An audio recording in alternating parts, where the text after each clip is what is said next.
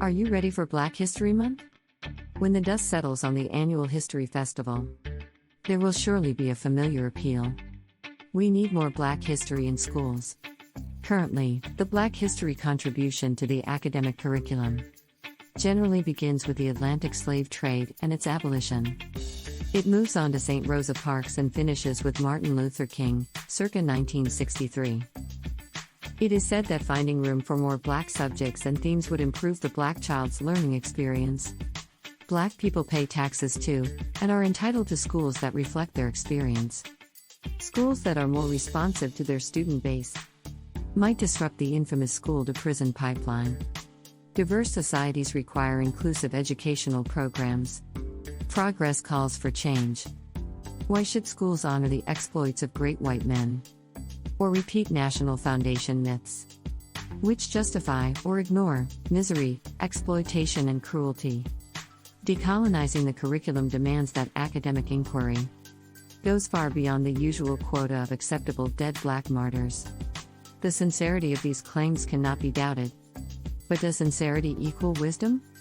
The demand for more Black history in schools reflects the current helplessness of Black people. Worse, it reveals a failure to grasp the true lessons of history. The school, an essential tool of social conditioning, is the first place where Black people learn to adjust to white racial capitalism. History teaching is part of the psychological validation of white supremacy, normalizing the generational, multi-level and exclusive nature of European success. Here are the three great truths of history teaching. 1. World development is the work of pioneering Europeans. 2. Great scientific and technological change came out of the European experience. And 3. European civilization is, incontestably, the preeminent force for good in the world. These truths explain why the classroom study of great men history reduces the Black experience to the fight against racism. Indeed, schools subtly, but quite deliberately, reinforce the conclusion that the struggle against racial capitalism is futile. There's more. School history makes it clear that, should racial capitalism be seen as a problem, then reform, not revolution, is the answer. Any direct challenge to the legitimacy of racial capitalism, and certainly, any confrontation that falls outside of approved structures, will surely lead to Black death and destruction. This is why the discussion of Dr. Martin Luther King centers on his powerful March on Washington appeal to a common humanity. The emphasis is placed on King's desire for love and harmony, rather than his call for a fairer distribution of resources. School teachers tend to skip quickly over the reasons for Dr. King's assassination, and the bountiful evidence of state and law enforcement collusion. And any review of the civil rights leader's enormous contribution to American public life tends to discount his denunciation of more war and less poor. Similarly, Rosa Parks is a mainstay of the school program because she symbolizes passive resistance. To be clear, it is cruel and pointless to argue that Black people can challenge successfully white supremacy through violent confrontation. Our masters, armed to the teeth, and with money to spare, can easily snuff out a violent rebellion. How then, can the likes of Fred Hampton, Malcolm X, the Black Panthers, or even Kwame Ture be included in the school history curriculum? Why should schools that serve white racial capitalism so faithfully be compelled to offer instruction on the lives and work of committed ideological opponents? And should such men be included? Wouldn't that indicate their irrelevance and prove that their ideas no longer influence Black people's political development? The school experience tells Black children, over and over again, that they should recognize and understand their future roles.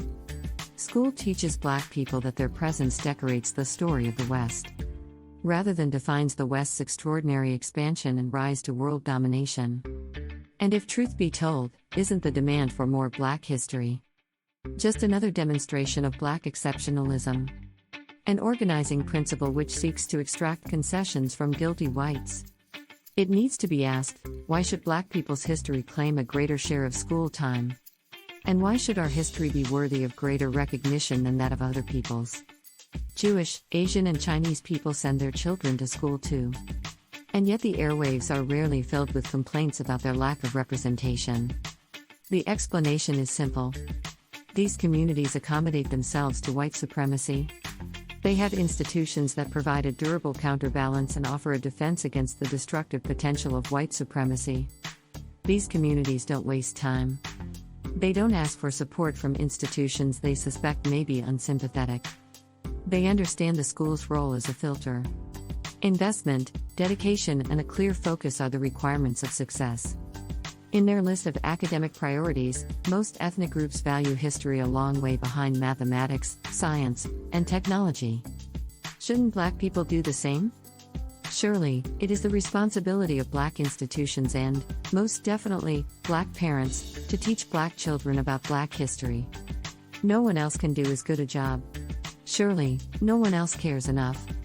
Moaning about the lack of Black icons in the school history program is similar to swimming in a storm and complaining about the rain.